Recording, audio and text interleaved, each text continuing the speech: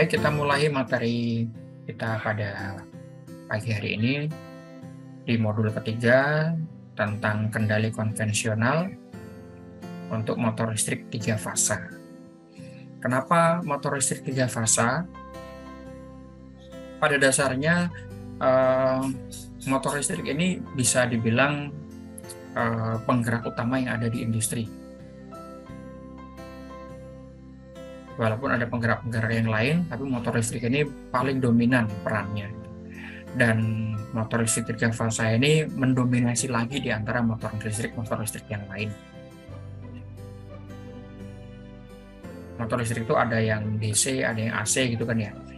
DC sendiri ada beberapa jenis, AC juga ada 2 jenis utama. Yang 1 pas, ada yang 3 pas. Nah, 3 pas ini yang paling banyak digunakan di industri. Makanya kita akan concern, kita membahas yang motor listrik 3 fasa.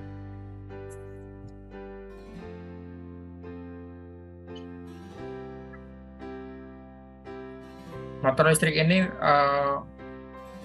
secara harfiah itu merupakan perangkat elektromagnetis gitu. Fungsinya adalah mengubah energi listrik menjadi energi mekanik yang lazimnya berupa gerakan rotation atau berputar ya. Contohnya digunakan untuk memutar impeller pompa, fan, atau blower, atau untuk menggerakkan kompresor, mengangkat beban, dan lain-lain. Pada beberapa kondisi, teman-teman perlu membedakan antara pompa dengan motor. Sebenarnya itu 2 hal yang berbeda. Motor itu ya berputar saja. Putarannya dipakai untuk menghasilkan apa, itu nanti tergantung sistem mekanisnya. Bisa saja putaran motor kita digunakan untuk menggerakkan konveyor, untuk memindahkan benda, atau putarannya dikasih sirip gitu untuk menjadi kipas angin, menjadi blower dan semacamnya. Termasuk motor dipakai untuk menjadi pompa. Termasuk juga motor dipakai untuk menjadi kompresor. Nah, motor induksi ini adalah suatu mesin listrik, tadi ya, mengubah listrik menjadi gerak gitu. Ini struktur umumnya motor induksi 3 pas yang ada di industri. 2 bagian utamanya adalah stator dan rotor. Kemudian di dalam rotor itu ada shaft atau ada poros utamanya. Stator adalah bagian yang diam. Kalau di motor induksi umumnya ini terdiri dari lilitan-lilitan kabel tembaga, diberi energi listrik dari terminal ini, RST gitu ya, terminal 3 fasa. Kemudian energi listrik ini akan dialirkan ke stator-stator yang ada di sini. Pada saat energi listrik mengalir pada rangkaian stator ini, berupa arus listrik ya, di sekitar kawat itu akan muncul namanya medan magnet. Pada kawat yang berarus listrik, maka di sekitarnya akan muncul medan magnet gitu ya. Kalau di fisika, Anda bisa pelajari itu tentang hukum-hukum Biot-Savart. Di SMA juga harusnya sudah pernah belajar itu ya. Medan-medan magnet tadi yang dihasilkan oleh stator akan menginduksi ke bagian rotor. Sehingga rotor ini juga bisa menghasilkan arus di dalamnya karena terinduksi oleh medan magnet.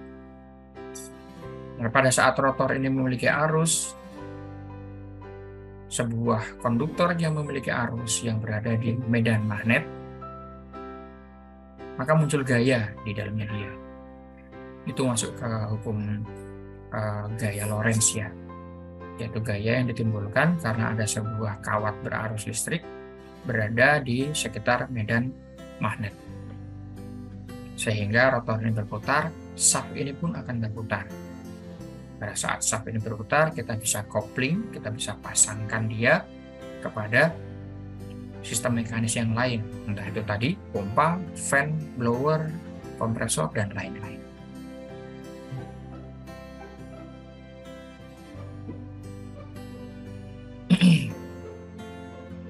Motor induksi termasuk di dalamnya adalah motor setir 3 pas. Ini termasuk dalam kelompok motor tak serempak atau asinkronus motor. Apa itu maksudnya motor tidak serempak? Nanti kita akan lihat di video penjelasannya. Artinya motor tidak serempak itu kecepatan putar rotor, kecepatan putar bagian ini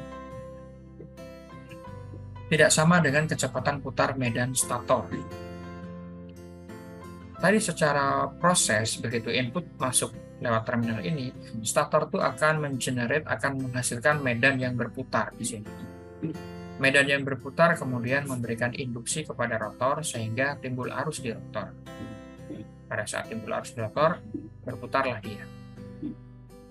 Nah, ada jeda antara stator menghasilkan medan magnet dan rotor berputar. Ada perbedaan juga perputaran medan magnet yang ada di stator dengan perputaran real fisik dari si rotor. Nah, perbedaan putaran medan yang ada di stator dan perbedaan putaran fisik dari rotor, itulah yang disebutnya dengan tak serempak atau asinkronus.